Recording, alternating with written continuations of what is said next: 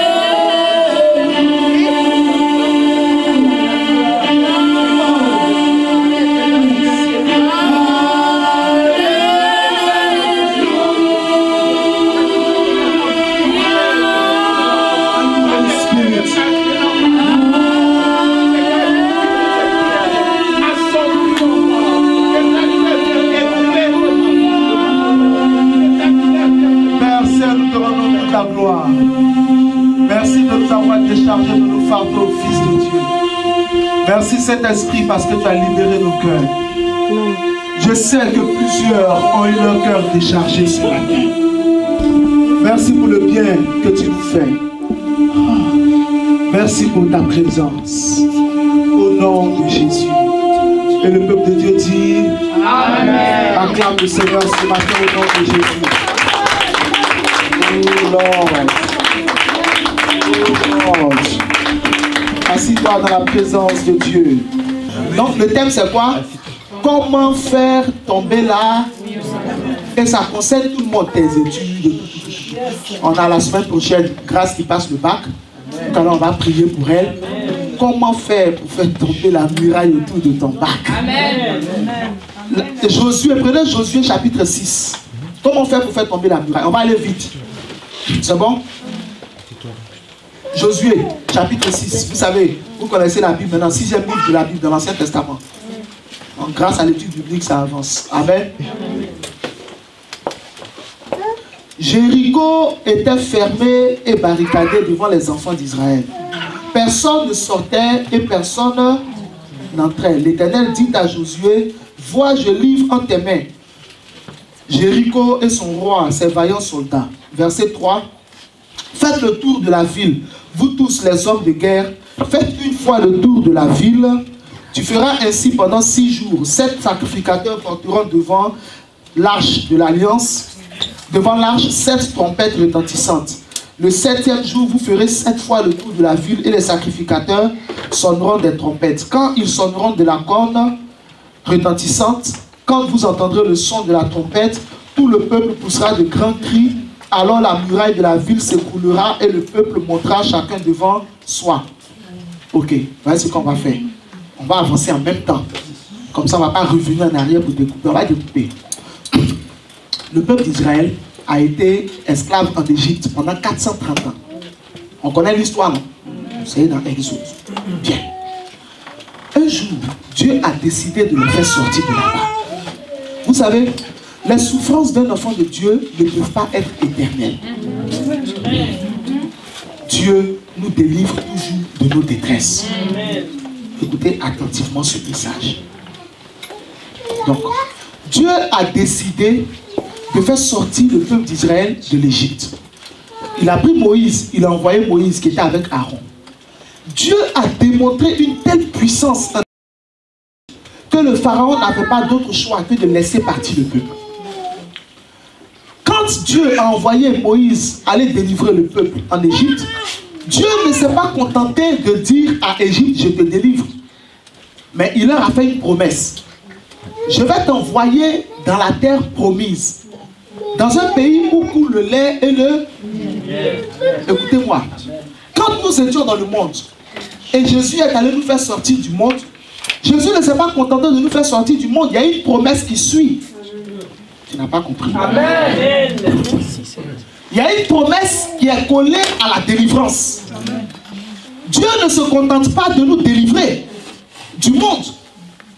Mais quiconque lui fait confiance et le suit, il y a une promesse qui suit la délivrance. Donc Dieu, ce n'est pas la personne qui vient qui te dit, tu souffres, tu es en Égypte, je te fais sortir de l'Égypte, point. Non, hein? Il a dit, je te fais sortir de l'Égypte, virgule. Et je te conduirai dans un bon pays où coule le lait et le miel. Amen. Un pays dont la terre boit ses eaux. Donc, il y a une promesse qui est sur ta vie depuis le jour où Dieu t'a fait sortir par Jésus-Christ du monde. Amen. Quand il a fait sortir les Juifs de l'Égypte, ils ont commencé leur route pour aller dans la terre promise. Dans la terre promise, il y a beaucoup de pays. Ça aussi, c'est un point que vous devez savoir. Quand Dieu dit Canaan, c'est le centre. Mais il a chassé de devant Israël 7 nations. Ce n'est pas des nations genre Auxerre ou bien Chablis, Joigny. C'était de vrais royaumes. Avec des milliers d'habitants. C'était des zones riches. des zones pleines. Dieu ne donne pas les choses maigres à ses enfants. Tu n'es pas là ce matin. Amen. Amen. Dieu ne nous donne pas les choses maigres, les choses malades, les choses chétives. Dieu ne nous donne pas la sécheresse. Dimanche dernier, on a prêché sur ce message. La saison du Saint-Esprit. On a dit la dernière chose que le Saint-Esprit a enfanté en premier, quoi? Le salut. Il a enfanté en deuxième la santé, par les miracles et les délivrances. Et il a enfanté en troisième la prospérité. Dans la Bible. Dieu ne donne pas les choses malades. Non. C'est pourquoi Jésus, qui est l'agneau qui a été offert, sinon qui s'est offert, n'était pas malade. Dieu ne nous donne pas les choses bancales. Les choses sèches, dures, sans jus. Dieu ne te donnera jamais à manger un fruit sans jus. Il va te donner la semence. Il ne te donne pas un fruit. Il va te donner la semence. Pour que tu aies un arbre afin d'avoir des fruits. Si ce matin tu es là, il y a beaucoup de choses qui vont se passer dans ta vie. Suis-moi. Donc, je vais vous envoyer dans un pays où coule le lait et le miel. Ceux qui étaient dans ce pays, sinon ceux qui sont dans ce pays que je devais chasser, comme ils ont été idolâtres, et leur péché était trop, je les chasse du pays. Donc c'était un remplacement. Si tu joues avec ta vie, Dieu va t'enlever pour te remplacer par quelqu'un d'autre. Ça c'est une parenthèse. Ce n'est pas le message, mais c'est une parenthèse. Amen. Toute la zone que Dieu a donnée aux Juifs était habitée. Mais comme les gens péchaient trop, le Seigneur n'a pas détruit les bons pays là. Il a simplement exterminé tous les habitants par les Juifs, et puis les Juifs ont occupé cadeau. Si on te donne mariage et que tu joues avec ton mari ou avec ta femme, il y a des gens qui ont leur CV qui est prêt. Amen. Ils vont déposer leur CV devant Dieu. Ça, c'est une parent. On ferme la parenthèse, non? On va fermer. Parce que si je rentre, on ne va pas sortir tout de suite. Oh, ça, c'est le message. Je vais donner ça en un jour. Amen. Amen. On continue, non? On ferme la parenthèse. Donc, Dieu fait sortir Israël. Maintenant, regardez. Moïse est celui qui conduit Israël pour aller à Canaan. Quand ils sont arrivés au bord, Dieu dit à Moïse, bon, toi, ta mission s'arrête là. Maintenant, ça va commencer avec Josué pour rentrer à Canaan. La première ville qu'ils doivent prendre, elle s'appelle Jéricho. Une bonne ville. Dieu donne toujours de bonnes choses. Amen. Amen. Même les païens le disent. Tout ce que Dieu fait, c'est confirmé dans Romains chapitre 8, verset 28. Toutes choses concourent bien de ce qu'aime Dieu. Et Genèse chapitre 1. Tout ce que Dieu a fait, Dieu vit tout ce qu'il a fait et cela était bon. Dieu ne peut jamais. Pourquoi je suis revenu sur ce point-là? Je vais revenir quand même. Amen. Je vais rouvrir la parole. Dieu ne peut jamais te donner quelque chose qui n'est pas bon. Après, qu'est-ce qui peut se passer? C'est la responsabilité de chacun. Mais ce n'est pas la faute de Dieu. Je veux mettre ça dans le cœur de quelqu'un ce matin. Amen. Si Dieu te donne un enfant, il est bon. Après, ça dépend de comment tu l'éduques. Si tu dis oui à ton enfant dans tout ce qu'il te demande, pourquoi t'étonneras-tu qu'il ne te respecte plus? Puisque tu ne lui as jamais dit non. Ce n'est pas Dieu qui est méchant, c'est toi qui n'es pas un bon parent.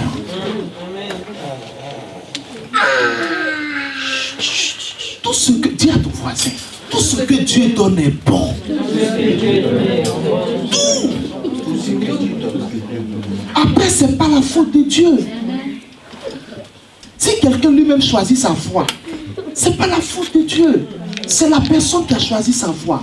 Mais toi, ne pêche pas en te plaignant de Dieu. mais prie. Dis Seigneur, règle ça. Dis avec moi, Seigneur, règle ça. Dis avec moi, Seigneur, règle ça. Sinon, Dieu est bon. Tout ce qu'il donne aussi, hein. Après, quand on change, quand nous-mêmes on accepte de changer, c'est là qu'on découvre qu'on est bon. Amen. Moi, avant, j'étais rancunier. Hein? Cet esprit, pourquoi tu me fais toujours ce coup-là? Tu es en train de m'envoyer ailleurs encore. Mon message, là, il tient à ça. C'est un bon message. C'est vrai, hein, ça m'a édifié. Avant que je vienne vous prêcher là, les messages que je prêche, je suis édifié par ça d'abord. Hein. J'ai tout le message. Il me prêche tout le message. Tout. Donc j'ai tout le message d'abord. Il me le prêche déjà. De A jusqu'à Z. Donc moi, je suis déjà content. Amen. Donc c'est pourquoi si toi tu ne dis pas Amen, c'est pas grave. Amen. Il a dit Amen. Mais là, je suis en train d'aller. Écoutez-moi, avant j'étais très rancunier. Quand je suis fâché avec quelqu'un, je ne lui parle pas. On se voit, je te dépasse. Même pour prononcer ton nom, on dirait que dans mon cœur, il y a un couteau. Ton nom me fait mal. Je ne veux même pas te sentir, je ne veux même pas te voir. Avant, c'est comme ça que j'étais. C'était très difficile, très compliqué. Je ne pardonnais pas. Quand je suis devenu enfant de Dieu, il fallait faire un choix. Soit devenir bon, ou soit rester mauvais. Parce que c'est être mauvais que d'être fâché avec quelqu'un et puis le dépasser dans la rue. Et s'il est en train de mourir après que tu le dépasses, tu fais quoi?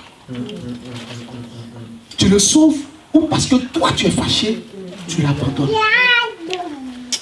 Avant, quand j'étais fâché, je même lis la Bible, je suis fâché.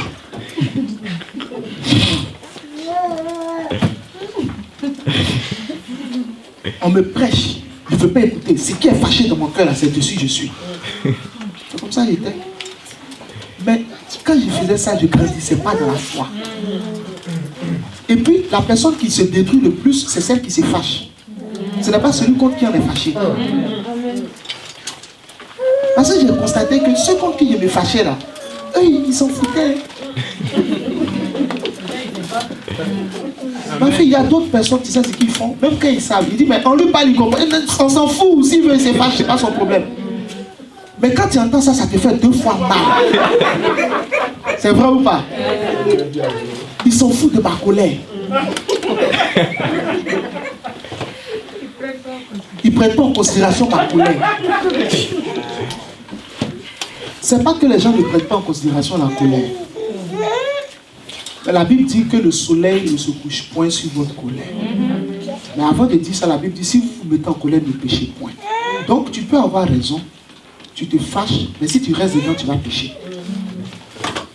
Après, quand j'ai commencé à être converti, c'est pas que je ne me fâche plus. Un être humain qui ne se fâche plus n'est plus un être humain, il n'est plus vivant. La colère est naturelle. Elle fait partie du caractère de Dieu. C'est ce qui lui permettra de nous juger. Elle fait partie aussi de notre caractère. Mais aujourd'hui, voici maman, c'est elle-même qui est première qui peut témoigner. Je me fâchais. Avant elle et moi, mais quand on se disputait, qu'elle s'est fâchée, je ne lui parle pas. On est dans la maison, on peut faire 2 jours, 3 jours, on ne se parle pas. Elle et moi, on était la même chose. C'est pourquoi il nous a mis ensemble pour nous régler. On se parlait dans la maison, on ne se parle pas. Au début, elle ne préparait pas. Un jour, tellement ça chauffait sur moi. Vous voyez ce qu'il a dit? Il y a un homme de Dieu qui prêchait, qui a dit que sa femme et lui, souvent, ils sont fâchés, mais ils restent toujours mari et femme. On peut préparer quand même dans cette maison-là, même si on est en palabre. Elle était fâchée, hein. Elle est partie dans la cuisine en colère. Elle prépare avec colère. Elle met le riz, elle mesure, elle met. Moi, c'est pas mon problème. Voilà. Et puis, c'est encore plus, le repas est encore plus bon. Parce qu'elle est fâchée. Dis avec moi, il a changé le message encore. Mais c'est lui, on suit. Ça vous édifie un peu? Et puis, elle prépare, qu'elle finit de préparer. Je viens, je mange. Parce que quand j'étais tout petit, ma mère m'avait dit que la nourriture ne demande pas pardon. Donc, si tu es fâché parce que tu es fâché, tu ne manges pas, tu mourras de faim. La nourriture n'est pas au courant de ça. Elle ne demandera pas pardon. Donc je viens, je suis en boule, mais je mange quand même. En fait, 2 jours, 3 jours dans la maison, on ne se parle pas. On n'avait même pas encore 7. On ne se parle pas. 3 et 4e jour, on s'assoit, on cause, après ça passe. Mais avec les mois, les années, puis à force de lire la Bible, parce qu'après, même que je suis fâché, je lis la Bible. Et ce que la Bible me dit, j'accepte. Je prie. Je partais devant Dieu, je demande pardon et tout. Après, j'ai commencé à accepter la conversion. C'est ce qu'on appelle la conversion. C'est-à-dire que ta personne change. La vieille personne part, une nouvelle personne est créée à l'image de Jésus-Christ en toi. Vous pouvez voir ça dans Colossiens chapitre 3. Amen. Amen. Désormais, je me fâche, Amanda. Je me fâche. Même vous demandez ancien. Je me fâche, non? Mais je peux parler avec toi. Aujourd'hui, je me fâche avec quelqu'un. Mais il me dit bonjour, je lui répondrai. Et ce qui est devenu aujourd'hui mon réflexe, c'est que quand je me fâche avec quelqu'un, je fais tout pour qu'on en parle. C'est ce que j'ai fait dans la Bible. Jésus dit, si ton frère a péché contre toi, va vers ton frère. Et toi et lui discuter. Regardez ce que Jésus fait. Comment quelqu'un qui m'a fait du mal, tu me dis d'aller vers lui? Il dit même pas ton frère viendra vers toi. Il dit toi va vers lui. Toi qui es fâché, va vers lui. J'ai commencé à mettre la Bible en pratique. La meilleure manière pour changer de comportement, c'est de mettre la Bible en pratique. Laisse tomber tes lois et tes principes à toi. Amen. Prends les principes de la Bible. C'est ce qui change le caractère. Moi et moi, depuis maintenant plusieurs années, Dieu nous a fait grâce, on a réglé des choses avant que Seth ne naisse. Depuis plusieurs années, on se fâche. Souvent on est dans la maison, juste la seconde qui suit, c'est pas comme si on venait à peine de oui, c'est comme si ça n'avait... Parce que désormais on discute, mais le cœur n'est pas amer. C'est ça l'action du Saint-Esprit dans nos cœurs. Mon cœur ne me brûle plus.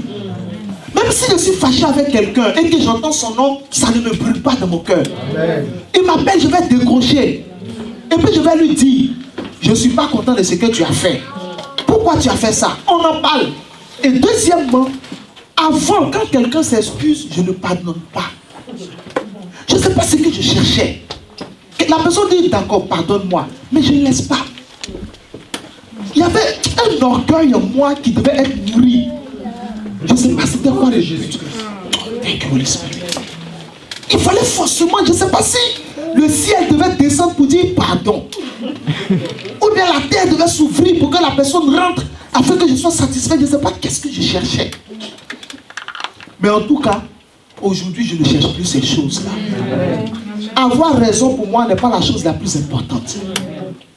C'est l'éclatement de la vérité qui est la chose la plus importante. Et deuxièmement, ce qui est devenu plus important pour moi aujourd'hui, c'est m'entendre avec tout le monde.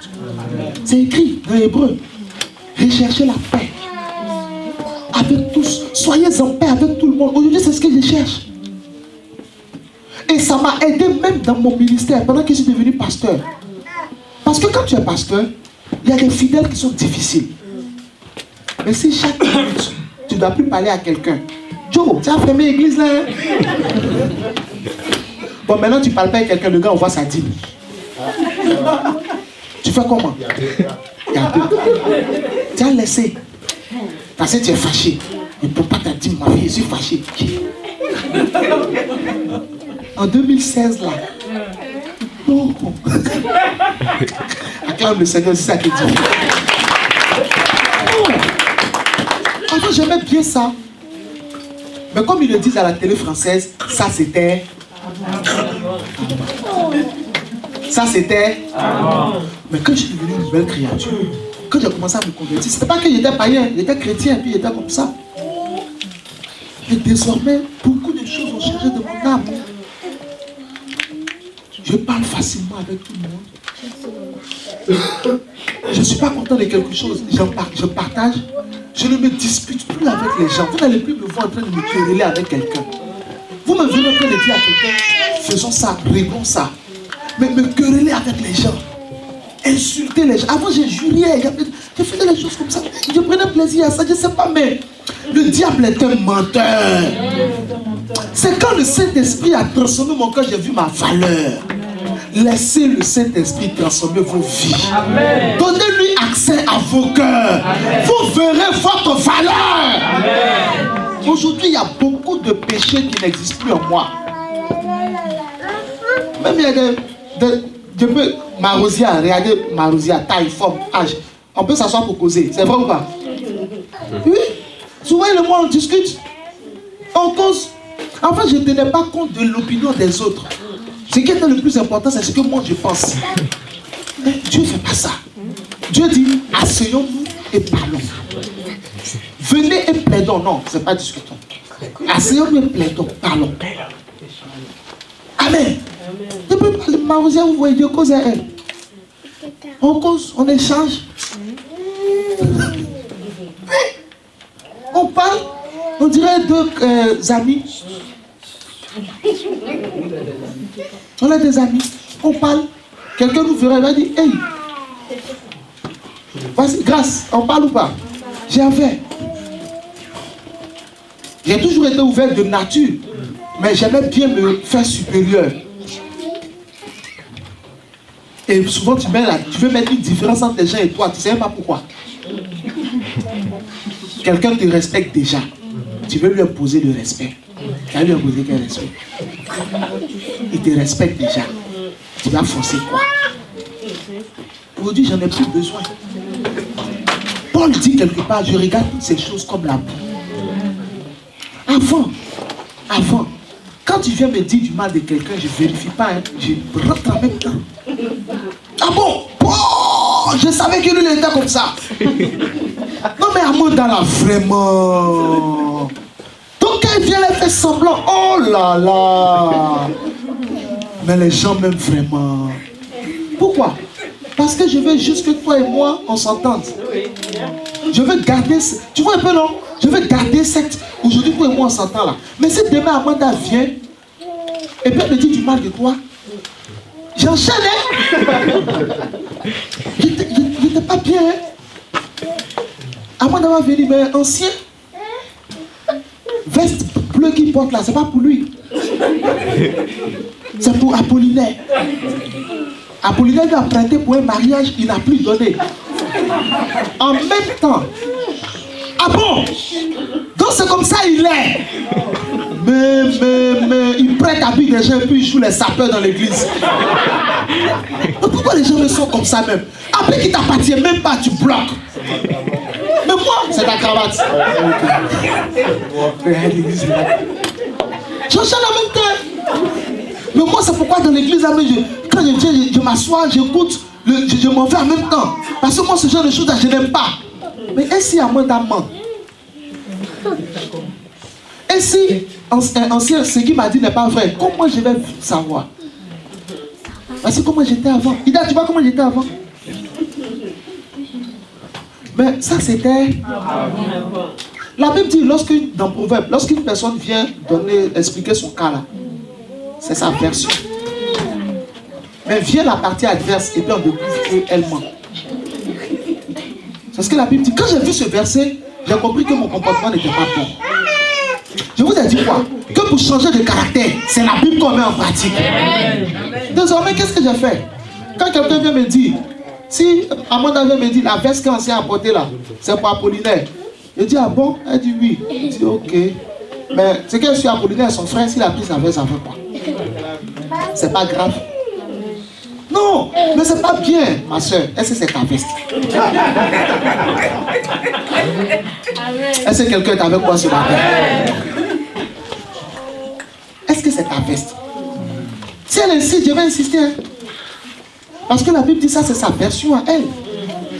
Si je me mets à parler avec elle, demain, ancien vient. Apollinaire est là. Et puis Apollinaire dit devant nous tous, ancien, ta veste, tu as acheté, elle est trop belle. J'ai fini de parler. Maintenant, on fait quoi? Vous êtes dans la confusion. On est dans la confusion tous les deux. Donc, on ne peut plus avoir le problème. Je vais dire à moi, non, hein? Est-ce que c'est ta veste? Non, mais ma soeur, est-ce que c'est ta veste? Non, c'est pas ma veste. Donc, c'est pas ton problème. Amen. Amen. Et après, quand je suis devenu pasteur, c'est comme ça que j'ai fait. Ça m'a permis de s'aimer par la grâce de Dieu, la paix partout. c'est la stratégie de Jésus. Les gens sont venus voir Jésus dans le début. On dit non, il y a une tour, il y a des gens, comment ça s'appelle? Des gens, une tour est tombée sur eux. La tour est tombée sur eux, ils sont morts. Jésus dit, ceux qui sont morts là-bas, là, vous n'êtes pas plus sains qu'eux. Il les a découragés en même temps. Vous n'êtes pas plus sains qu'eux. Ils ont dit, tu as raison. Et donc, si vous ne vous répandez, quelque chose de pire va vous arriver. Quand j'ai vu ce passage à moi, qu'est-ce qui s'est passé en moi? J'ai compris qu'il ne faut pas t'associer. Jésus, là, il ne faut pas t'associer à lui pour dire du mal de quelqu'un. Il ne va jamais t'accompagner dedans. Il les a découragés. Il ne s'agit pas d'humilier les gens, mais il s'agit d'être utilisé par Dieu pour aider chacun de nous à être transformé. Avant, si Ida vient me voir, et puis elle me dit, je suis fâché avec Manu, je ne lui pardonne pas. Je dis, oui, tu as raison. Il ne faut pas laisser tomber. Dans la vie, il faut se faire respecter. La vie, elle est vieille et puis elle fait ça. Il ne faut pas laisser tomber. Moi-même, et puis c'était comme ça. Moi-même. Alors que je n'ai jamais eu ça dans ma tête. Mais ça vient, je viens de le décider à l'instant. Parce que Ida et moi, on va s'entendre. Mais maintenant, je ne fais plus ça. Dis avec moi, ça c'était. Maintenant, je ne fais plus ça. Si Ida me dit, je suis fâché avec lui, je ne lui pardonne pas, je lui dis, la Bible dit. Si vous ne pardonnez pas de tout votre cœur à votre frère, votre Père qui est dans le ciel ne vous pardonnera pas vos offenses. Ma soeur, pardonne-lui. Non, ce qu'elle m'a fait, c'est trop mal. Voici ce que je répète. La Bible dit, Jésus a souffert plus que nous tous. Mais il a dit, Père, pardonne-le. Quand il ne savent pas ce qu'il faut. Il faut pardonner. Non, mais ma mère, elle est foutaise. Il dit, est-ce que tu as reçu plus de foutaise que Jésus? Dis avec moi, la Bible dit. La Bible dit. Ça, c'est mon nouveau coach. Dis avec moi, la Bible dit. La Bible dit. Yes. Je lui dis, la Bible dit, Jésus recevait des injures, il ne faisait pas de menaces. Ce n'est pas en étant rancunier que tu vas te faire respecter. Mais c'est en étant amour que tu vas te faire respecter. Amen. Alléluia. Amen. Elle insiste, j'insiste. Elle ne lâche pas l'affaire, je ne lâche pas l'affaire. Dieu passera par moi pour réconcilier deux personnes. C'est écrit en 2 Corinthiens chapitre 5, à partir du verset 18. Dieu nous a donné le ministère de la réconciliation. C'est ça un vrai chrétien. C'est comme ça qu'il a commencé à devenir chrétien. En mettant c'était difficile pour moi d'accepter ça. Mais je l'ai quand même fait. Amen. Amen. Et ça m'a transformé. Est-ce que quelqu'un est béni ce matin? Acclame le Seigneur. Parce que l'inspiration est arrêtée. C'est parenthèse fermée. C'est bon ou pas? Ok. C'est comme ça on fait. Et après on est heureux. Aujourd'hui là, je suis l'homme le plus heureux du monde. Donc, Jéricho devait être donné aux Juifs. Josué chapitre 6, on revient au message. Jéricho devait être donné à qui? Aux Juifs. Maintenant regardez.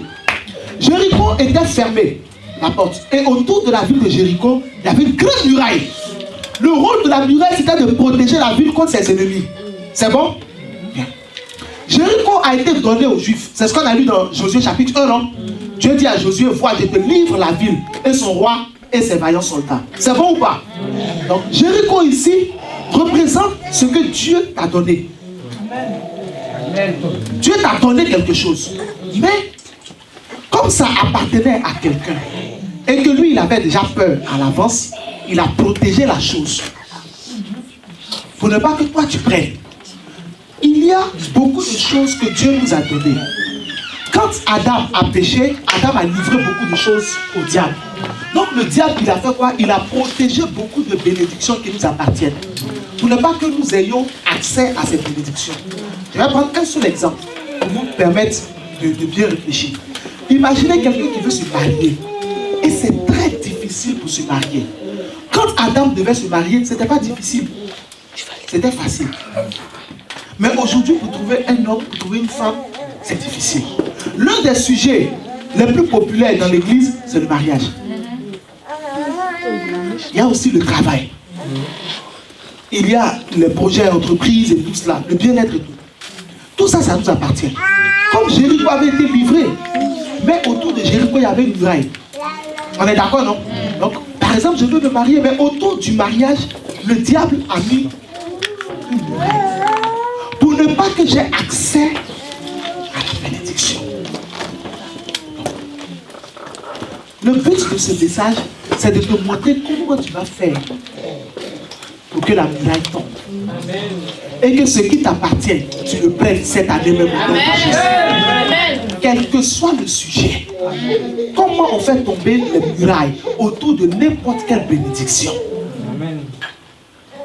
Première chose que vous notez, Dieu dit à Josué, je te livre entre tes mains Jéricho, son roi, ses vaillants soldats. Maintenant, verset 3. Faites le tour de la ville, vous tous les hommes de guerre. Faites une fois le tour de la ville. Tu feras ici pendant 6 jours. 7 sacrificateurs porteront devant l'arche 7 trompettes retentissantes. Le 7e jour, vous ferez 7 fois le tour de la ville et les sacrificateurs sonneront des trompettes. Quand ils sonneront de la corne retentissante, quand vous entendrez le son de la trompette, tout le peuple poussera de grands cris. Alors la muraille de la ville s'écroulera et le peuple montera chacun devant Dieu. Première chose, Dieu parle à Josué pour lui montrer la stratégie avec laquelle la muraille va tomber. Et après que la muraille sera tombée, le peuple pourra rentrer pour piller tout ce qu'ils doivent, ou depuis livrer par interdit tout ce qu'ils doivent livrer et dévouer tout cela par interdit et posséder la ville. Mais suivez-moi très bien. Dieu donne d'abord des instructions. Les instructions s'arrêtent auquel verset? Verset 3, non? Hein? Verset 3. Première chose d'abord, pour faire tomber la muraille autour de n'importe quelle bénédiction, que ce soit pour tes études, que ce soit pour ton mariage, que ce soit pour tes affaires, que ce soit pour ta foi, que ce soit pour ta vie de prière, n'importe quel sujet dont tu as besoin pour être épanoui, il y a premièrement les instructions de Dieu. Il faut d'abord avoir les instructions de qui? De Dieu. Premièrement, quelles sont les instructions que Dieu donne? Dieu donne des instructions, il dit que toi, Josué, les sacrificateurs, 7 sacrificateurs auront 7 trompettes et d'autres 7 cordes devant toi. L'arche sera derrière. C'est pas cela? Et les soldats seront devant les sacrificateurs et d'autres soldats seront derrière l'arche. Pendant 6 jours, vous ferez une fois le tour de la ville. Donc lundi, par exemple, vous venez, vous faites une fois le tour de la ville avec tout le peuple. Mais personne ne pousse un cri. Vous ne criez pas, vous faites une fois. Quand vous finissez de faire une fois, vous rentrez à la maison. Enfin, dans le camp. Deuxième jour, mardi, vous faites pareil. Vous faites une fois le tour. Vous rentrez. Mercredi, vous faites pareil. Jusqu'à samedi. Vous faites pareil. C'est bon? Pendant les 6 jours, quand vous finissez, vous rentrez. Maintenant, le dimanche, quand vous vous lèverez dans la même organisation, cette fois-ci, vous ne faites pas une fois pour partir, mais vous ferez 7 fois le tour de la ville. Et quand vous finirez à la 7e fois, les sacrificateurs sonneront de la trompette et dans les cordes. Et quand le peuple entendra le son de la trompette, que le peuple pousse des cris de joie, la muraille va s'effondrer. Et le peuple pourra rentrer. Amen. Voici les instructions que Dieu a données. On va aller vite. J'ai besoin d'une personne qui lit très facilement pour garder le verset 1, le verset 3 à l'œil. Est-ce que j'aurais besoin de ça? Qui? Ok, maman. Verset 1, verset 3. Toi, tu es la gardienne de verset 1 au verset 3. C'est bon? Ok. Suivez-moi. On continue. À partir du verset 4, qu'est-ce qu'il y a écrit? Non, verset 1 à 5, pardon. Ça ne s'arrête pas à 3, à 5. À partir du verset 6, Josué, fils de Nun, appela les sacrificateurs et leur dit, vous et moi, regardons ensemble. Dieu a fini de donner ses instructions, non? Maintenant, je veux que vous me suiviez attentivement. À partir du verset 6, Josué, fils de Nun, appela les sacrificateurs et leur dit, portez l'arche de l'alliance. Maman, vérifie chez toi, est-ce que Dieu a dit de porter l'arche de l'alliance? Prends un micro, C'est bon, elle a son micro. Qui suit la prédication? Suivez bien. Après ce message, il y a beaucoup de choses qui ont changé. Josué dit quoi? C'est à Josué que Dieu avait parlé, non? Ok. Il appela les sacrificateurs. D'abord, est-ce que Dieu lui a parlé des sacrificateurs? Oui. Ok. C'est respecté ou pas? Et là, on dit porter l'arche de l'alliance. Est-ce que Dieu a dit de porter l'arche de l'alliance? Oui. Ok. Et que 7 sacrificateurs portent 7 trompettes retentissantes devant l'arche de l'Éternel. Est-ce que Dieu a dit ça? Oui. Ok. Verset 7. Et il dit au peuple. Est-ce que Dieu avait parlé du peuple? Oui. Ok. Vous vérifiez avec elle, hein? Il dit au peuple, marchez, faites le tour de la ville. Est-ce que Dieu a dit de faire le tour de la ville? Ok. Et que les hommes armés passent devant l'arche de l'Éternel. Est-ce que Dieu a dit ça? Oui. Bien. Lorsque Josué eut parlé au peuple, les 7 sacrificateurs qui portaient devant l'arche, devant l'Éternel, les 7 trompettes retentissantes, se mirent en marche et sonnaient des trompettes. Est-ce que Josué a dit ça? Oui. Cette fois-ci, je ne demande pas si Dieu a dit ça. Hein? Je demande si Josué a dit ça. Celui qui a donné les instructions à Josué, c'est qui? Celui qui a donné les instructions aux sacrificateurs, c'est qui? Regardez bien. C'est pas Dieu. C'est Josué. La Bible dit quoi? Lorsque Josué eut parlé au peuple, les 7 sacrificateurs qui portaient devant l'arche les 7 trompettes retentissantes se mirent en marche et sonnaient des trompettes. Est-ce que Josué a dit ça à un moment? Ok. L'arche de l'alliance de l'Éternel allait derrière eux. Est-ce que Josué a dit ça? Oui. Ok. Les hommes armés marchaient devant les sacrificateurs qui sonnaient des trompettes. Et l'arrière-garde suivait l'arche pendant la marche, on sonnait des trompettes. Est-ce que Josué a dit ça? Vous êtes d'accord, non? Tout le monde est là ou pas? Verset combien? 10. Josué avait donné cet ordre au peuple. Vous ne crierez point. Est-ce que Dieu avait dit ça? Oui. Vous ne ferez point entendre votre voix et il ne sortira pas un mot de votre bouche jusqu'au jour où je vous dirai pousser des cris. Est-ce que Dieu a dit ça? Oui. Ok. Alors vous pousserez des cris. Point. L'arche de l'Éternel fit le tour de la ville. Elle fit une fois le tour. Puis on rentra dans le camp et l'on y passa la nuit. Est-ce que Dieu a dit ça? Qui suit ce matin ce que je suis en train de faire? Amen. Ok. Verset 12. Josué se leva de bon matin et les sacrificateurs portaient l'arche de l'Éternel. Les 7 sacrificateurs qui portaient les 7 trompettes retentissantes devant l'arche de l'Éternel se mirent en marche et sonnaient des trompettes. Est-ce que Josué a dit ça? Oui. Les hommes armés marchaient devant eux et l'arrière-garde suivait l'arche de l'Éternel. Pendant la marche, on sonnait des trompettes. Est-ce que c'est ce qu'on a dit de faire? Oui. Ok. Ils firent une fois le tour de la ville le 2e jour, puis ils retournaient dans le camp. Ils firent de même pendant 6 jours. Est-ce que c'est ce que Dieu a dit de faire? Ok. Verset 15. Le 7e jour, ils se levèrent de bon matin dès l'aurore. Et ils firent de la même manière 7 fois le tour de la ville. Ce fut le seul jour où ils firent 7 fois le tour de la ville. Est-ce que Dieu a dit ça? Oui. Ok. À la 7e fois, comme les sacrificateurs sonnaient des trompettes, Josué dit au peuple, poussez des cris car l'Éternel vous a livré la ville. Est-ce que Dieu a dit ça? Amen. La ville sera dévouée à l'Éternel par interdit. On laisse tout cela. On va directement au verset 20. Le peuple poussa des cris et les sacrificateurs sonnaient des trompettes. Est-ce que Dieu a dit ça? Oui. Lorsque le peuple entendit le son de la trompette, il poussa de grands cris et la muraille s'écroula. Le peuple monta dans la ville, chacun devant soi, ils s'emparèrent de la ville. Est-ce que c'est ce que Dieu a dit qu'elle allait arriver? Oui. Oui. Oh, qui est en train de suivre ce message? Dieu a donné ses instructions à Josué. Des instructions précises. Il y a une muraille qui va tomber autour de quelque chose qui t'appartient. Premièrement, les instructions de Dieu, il faut les recevoir. Mais Dieu a donné les instructions à Josué. Josué, c'est le pasteur.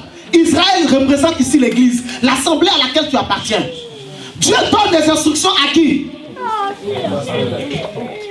Le pasteur s'en va transmettre ses instructions à ses collaborateurs. Josué parle aux sacrificateurs, ceux qui sont avec lui.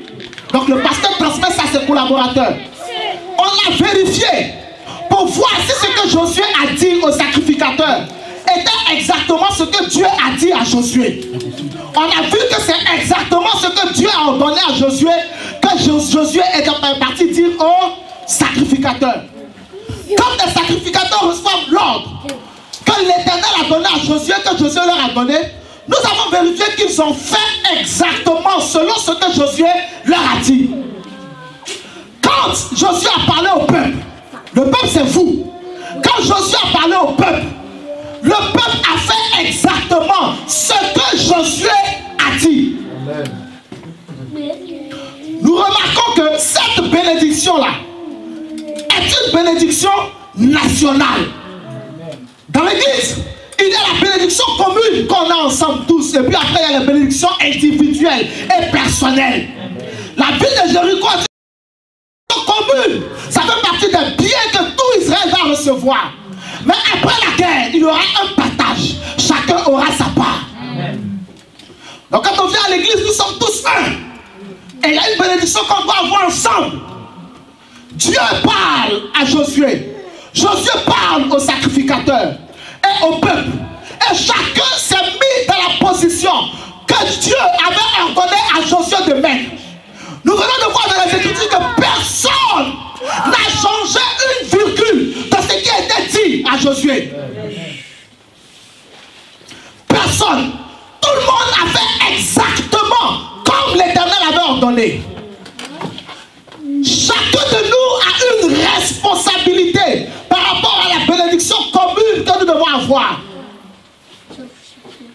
Chacun de nous a une responsabilité par rapport au fait qu'une muraille va tomber autour d'une bénédiction. Amen. Quand vous êtes une famille, vous êtes un couple, chaque membre de la famille, chaque membre du couple a une responsabilité. Chacun doit jouer son rôle. Amen. Amen. Il ne s'agit pas de laisser les choses sur la tête d'une seule personne. L'Éternel a parlé à Josué. Josué a parlé aux sacrificateurs et au peuple. Et chacun avait un rôle à jouer. Josué devait dire au peuple à quel moment crier. Les sacrificateurs et les sept devaient sonner de la trompette. Josué a aussi parlé aux vaillants soldats. Les soldats devaient protéger les sacrificateurs et l'arche de l'alliance devant et derrière. Chacun avait son rôle à jouer. La muraille était devant tout le monde. Il y a aujourd'hui des défis devant nous tous. Nous sommes tous dans le même pays. On a tous besoin que Dieu nous bénisse de toutes les manières. Si demain, Edmond devient riche, c'est une bénédiction pour nous tous. Amen. Mais nous prêchons ce matin pour montrer comment rentrer dans ces grâces et dans ces bénédictions. Et si vous avez été attentif, vous verrez déjà le point du message.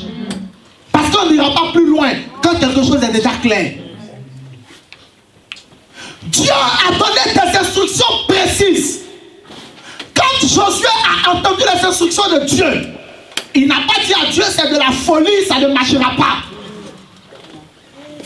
Il a dit Amen. Amen. Il est allé voir les sacrificateurs. Voici ce que Dieu m'a dit. Aucun sacrificateur n'a dit c'est de la folie, ça ne marchera pas. Ils ont dit Amen. Quand il a parlé au peuple, aucun membre du peuple n'a dit c'est de la folie, ça ne marchera pas. Ils ont dit Amen. Quand il a parlé aux vaillants soldats, aucun vaillant soldat n'a dit c'est de la folie, ça ne marchera pas. Ils ont dit quoi? Amen. Amen. Dieu a dit pendant 6 jours, vous ferez le tour de la ville une seule fois. Pendant les 6 jours, ils ont fait le tour de la ville une seule fois. Ensuite, ils sont rentrés. Ils ont fait exactement comme l'Éternel avait ordonné à Josué et comme Josué leur avait ordonné. Aucun membre du peuple n'a poussé un cri. Personne n'a poussé un cri. Ils se sont tus le premier jour. Ça bouillait dans leur cœur de posséder la ville. Ça bouillait dans leur cœur de voir la muraille tomber. Mais ils se sont tenus à ce que Dieu avait ordonné. Jésus a dit en Jean chapitre 14, si vous gardez mes commandements, vous demeurerez dans mon amour. C'est ça, garder les commandements de Dieu. Comment faire tomber la muraille? Comment faire tomber la muraille? Les instructions que le Saint-Esprit a données ont été respectées à la lettre. Personne n'a rien modifié dedans. Quand le pasteur prêche et que toi tu modifies le message qu'il prêche dans ton cœur, à quoi t'attends-tu?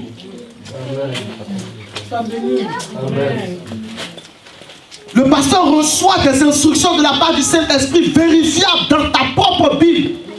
Et toi, quand tu sors, ou même quand tu écoutes, tu choisis ce qui t'intéresse. Et tu abandonnes ce qui ne t'intéresse pas. Pas parce que ça ne vient pas de Dieu, mais parce que toi, ça ne te plaît pas. Et tu n'entends pas les choses de cette manière. Et quand tu te retrouves devant la muraille, tu n'arrives pas à la faire tomber. C'est normal. Tu ne peux pas faire tomber la muraille. Parce qu'en Zacharie chapitre 4 verset 6 il est écrit: ce n'est ni par la force, ni par la puissance, mais c'est par mon esprit. Tu es parti par ta propre force. Tu es parti par ta propre puissance. Tu te heurtes à des difficultés qui ne tombent jamais devant toi. Quand le pasteur prêche, tu sors de l'assemblée et tu fais exactement le contraire de ce qui t'a été dit. À quoi t'attends-tu? À recevoir un exaucement de la part de Dieu? Non. Tu ne peux pas faire tomber la muraille si tu changes les instructions de Dieu. Chaque fois que Dieu parle, toi tu fais le contraire. Tu ne pourras jamais faire tomber la muraille. Mais est-ce que tu sais ce qui se produira? Tu vas renforcer la muraille. Chaque fois que nous désobéissons aux instructions de Dieu, nous renforçons la muraille. La force de la muraille grandit. Et puis la muraille devient de plus en plus posée dans la terre. Chaque fois que nous faisons le contraire de ce qui est prêché, le contraire de ce qui est dit dans les Écritures saintes, nous renforçons la muraille autour de notre héritage. L'Éternel a dit à Josué, 7 sacrificateurs. Josué n'a pas mis 8. Il a mis 7. Josué a dit aux sacrificateurs, 7 sacrificateurs, ils ne sont pas allés chercher un 8e pour le mettre. Parce qu'ils sont trop gentils. Ils étaient 7. Il a dit avec 7 trompettes. Ils ont pris 7 trompettes. Ils n'ont même pas mis une harpe dedans. Ils ont pris ce que Josué a dit. Il dit, vous vous mettrez devant l'arche. On a vérifié, non? Ils ne se sont pas mis derrière l'arche. L'arche avancera. Devant les sacrificateurs, il y aura des soldats. Devant les sacrificateurs, il y avait des soldats. On les a placés, ils se sont mis là où on les a placés. Suivez-moi très bien ce matin. Des instructions précises de la part de Dieu. Toute bénédiction que nous devons recevoir de la part de Dieu est précédée des instructions de Dieu. Mais les instructions de Dieu sont précises. Parmi nous, nous sommes nombreux aujourd'hui à faire le contraire, à transformer, soit à rajouter des choses, à diminuer des choses. Dans Apocalypse, il est écrit, la parole de Dieu est là. Cette prophétie était donnée. Celui qui retranchera une seule lettre, il sera retranché de sa part dans le royaume de Dieu. Celui qui ajoutera, on ajoutera ses souffrances. Ce n'est pas un jeu. La parole de Dieu est complète. Dieu n'a pas besoin que toi tu rajoutes quoi que ce soit à ses conseils. Si on t'a donné un conseil biblique, suis ce qu'on t'a dit. Et la muraille va tomber. Amen. Mais toi, tu n'as pas le droit de rajouter autre chose à ce qu'on t'a dit de faire. La Bible est complète. Elle n'a pas besoin d'aide. On n'aide pas Dieu. Ta sagesse n'est pas suffisante pour transformer quoi que ce soit ou pour régler les problèmes de ta vie. Tu ne peux pas. Jésus a dit en Matthieu chapitre 28, venez à moi vous tous qui êtes fatigués et chargés et je vous donnerai du repos. Si toi tu estimes que tu es trop intelligent, trop sage et que tu peux gérer tes propres problèmes comme tu veux, tu as sonné à la mauvaise porte. Parce que la première chose pour faire tomber les murailles, c'est d'abord de respecter les instructions de Dieu sans rien changer à ce qu'il a dit. Premier jour, ils ont fait le tour de la ville combien de fois? Maman, gardien du verset 1 au verset 6, combien de fois? Une fois par jour. Une fois ils sont rentrés à la maison, c'est ce que tu avais dit. Il ne s'agit pas de dire non, mais on est en train de perdre du temps là. Une fois, mais ça c'est non, on ne peut pas. Et si on fait 2 fois en même temps?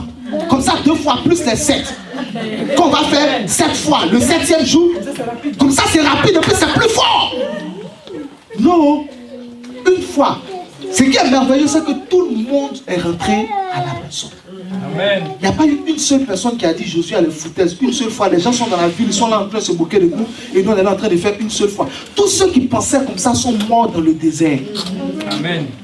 Tous ceux qui étaient là devant Jéricho étaient des gens au cœur obéissant. Veux-tu faire tomber la muraille? Qui veut faire tomber la muraille?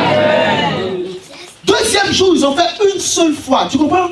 Une seule fois, deuxième jour, ils sont rentrés à la maison. Ceux-là, ils sont nés dans le désert. 40 ans, leurs parents ont tourné dans le désert, ils sont nés dans le désert. Donc l'impatience pouvait être dans leur cœur. Ils sont restés calmes. Amen. Ce n'est pas que tu es pressé. Tu es pressé, ce n'est pas ça le problème. Dieu a dit quoi?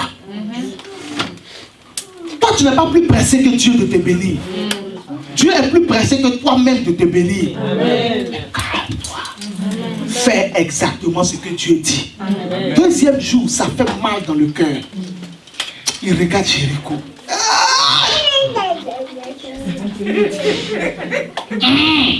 Josué, on fait combien de fois deuxième jour?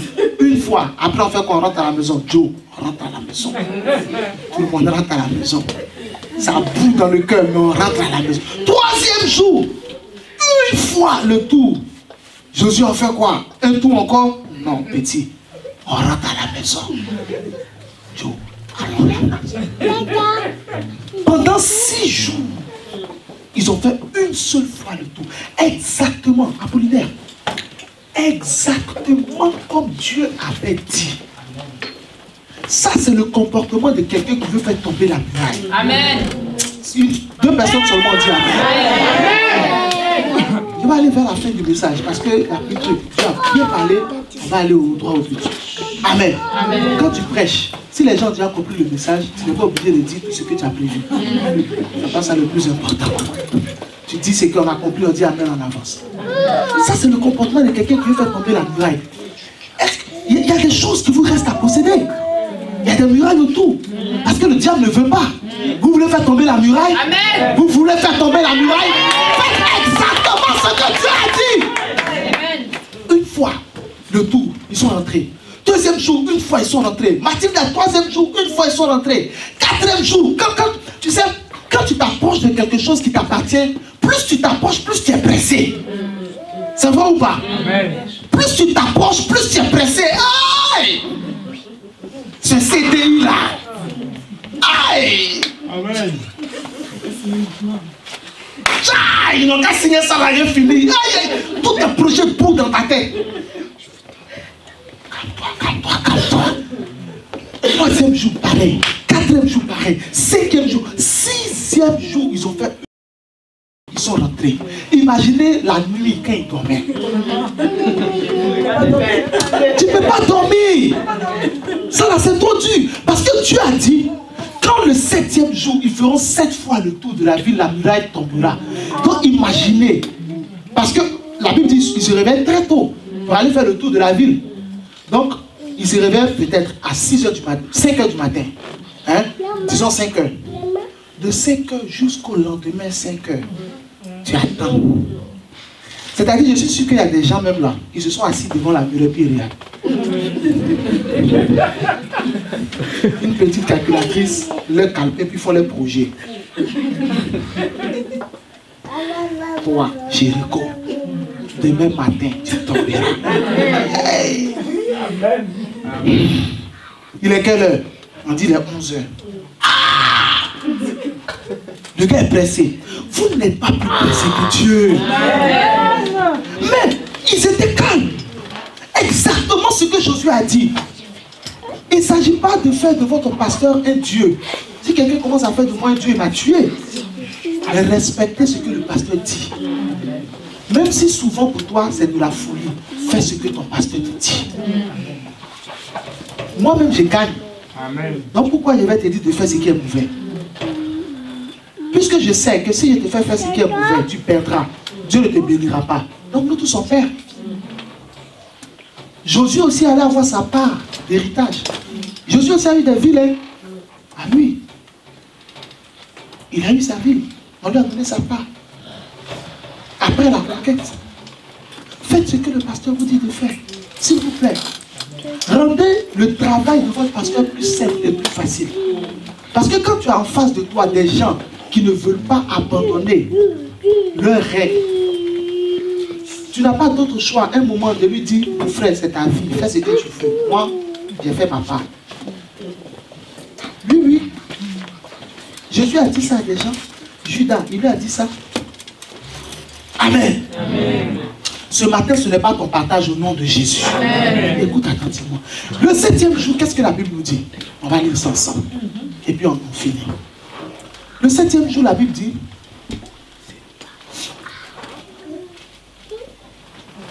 verset 12, non? Josué se leva de bon matin, les sacrificateurs portaient l'arche de l'Éternel. Bien. Et puis, il y a un point important. Chaque jour, ils ont gardé. Verset 15. Ok. Oui, verset 15, le 7e jour. Ils se levaient de bon matin. Regardez. Ils ont continué à respecter les ordres de Dieu depuis le premier jour jusqu'au dernier jour. On ne se fatigue pas quand on a une vision. On n'abandonne pas quand on a une vision. Si tu as un objectif à atteindre, n'abandonne pas. Ne te fatigue pas. Continue d'obéir comme au premier jour. Continue de respecter les instructions comme au premier jour. Ne change rien au milieu de la route. Ne change rien au milieu du chemin. Continue de marcher comme il t'était dit depuis le premier jour. Continue. Verset 15, le 7e jour, ils se levèrent de bon matin dès l'aurore. Et ils firent de la même manière 7 fois le tour de la ville. Ce fut le seul jour où ils firent 7 fois le tour de la ville. Maman, ils ont bien fait, non? À la 7e fois, et il y a Matt. Ce matin, une muraille s'écroule. Je dis, à la 7e fois, comme les sacrificateurs sonnaient des trompettes, Josué dit au peuple, bien aimé, ce n'est pas un sacrificateur qui a dit au peuple crier. C'est Josué. Chacun était à sa place. Si chacun est à sa place, la muraille ne peut pas résister. Aucun sacrificateur ne s'est levé ici pour dire, ah, c'est bon, Josué, casse-toi. Criez! C'est Josué qui avait l'autorité. Amen. Bon, qu'est-ce qu'on nous dit? À la 7e fois, Josué dit, on peut pousser des cris car l'Éternel vous a livré la ville. Il donne des instructions sur la nature de tout ce qu'il doit faire. Ils doivent tout dévouer par interdit. Verset 20. Le peuple poussa des cris et les sacrificateurs sonnaient des trompettes. Amen. Lorsque le peuple entendit le son de la trompette, il poussa de grands cris. Amen. Il y a une force que Dieu va garder tant que tu lui obéis en toi. Amen. La Bible dit que le peuple a poussé des cris. Après qu'il a entendu le son de la trompette, il a poussé de grands cris. Donc les premiers cris n'étaient pas de grands cris. C'était que de simples cris. Mais la force de la patience, la force que la foi a créée en eux, le Saint-Esprit a déposé en eux une telle puissance, une telle énergie, une telle vitalité. Pendant chaque jour où ils obéissaient à Dieu, le Saint-Esprit venait tous les matins puis il déposait un peu. Premier jour, il vient, il dépose un peu. Chaque fois que tu obéis à Dieu, il vient, il dépose un peu. Je sais pas de parler à quelqu'un ce matin. Il vient, il dépose un peu le premier jour. Pourquoi? Parce que tu as fait une seule fois le tour. Deuxième jour, il attend, il regarde pour voir combien de fois tu vas faire le tour. Tu as fait une seule fois. Dès que tu t'en vas à la maison, il dit, elle a compris. Il vient, il dépose un peu. Troisième jour, tu as obéi. Il dit, il a compris. Il vient, il dépose un peu. Quatrième, cinquième, sixième. Le peuple était chargé d'onction. Le peuple était chargé de puissance. Le peuple était chargé de force. Je vais vous dire une chose. Quand vous lisez dans Genèse chapitre 1, on dit au commencement, Dieu dit, c'est pas ça. Quand vous lisez la version hébreu, on dit Dieu cria. Le cri de Dieu a fait venir la lumière dans le monde. Ce que Israël allait faire, ce n'était pas la voix des Juifs. C'était Dieu qui allait crier sur la muraille. Quelqu'un n'a pas compris ce que j'ai dit. C'est Dieu qui allait crier sur la muraille. Mais la puissance de Dieu se mettait dans les Juifs et dans leur foi. Chaque jour qu'ils obéissaient, l'obéissance attire la puissance de Dieu. Premier jour, deuxième jour, troisième jour, quatrième jour, cinquième jour, septième jour, le peuple a poussé des cris. Ça, c'est le cri. Dieu n'avait pas encore commencé à crier. Quand les trompettes ont sonné, la Bible dit que Jésus reviendra au son de la trompette. C'est la trompette qui fait bouger Dieu. Si c'est à ta place, il va commencer à regarder la muraille. C'est la trompette qui fait bouger Dieu. Quand les 7 trompettes, 7 c'est le chiffre parfait. Quand les 7 trompettes ont sonné, Dieu a mêlé sa voix aux voix des Juifs. Amen. Le peuple a poussé de grands cris. Et la Bible dit que la muraille de Jéricho s'est écroulée devant le peuple. Toutes les murailles qui sont devant ta vie vont s'écrouler au nom de Jésus. Mais si tu veux qu'elle s'écroule, s'il te plaît, respecte les instructions du pasteur. Il les a reçues de Dieu. Tu peux les vérifier dans la Bible. Et si tu es rempli du Saint-Esprit, tu peux consulter le Seigneur pour savoir si ce qu'il t'a dit est bon. Une fois que tu as trouvé que c'est bon, respecte ce qu'il t'a dit. Parce que la muraille qui est autour de ta bénédiction n'a pas à être là. Ce n'est pas sa place. Toi, tu dois rentrer pour récupérer Jéricho. Le temps est arrivé où tu dois récupérer Jéricho. Le temps est arrivé où tu dois récupérer Jéricho.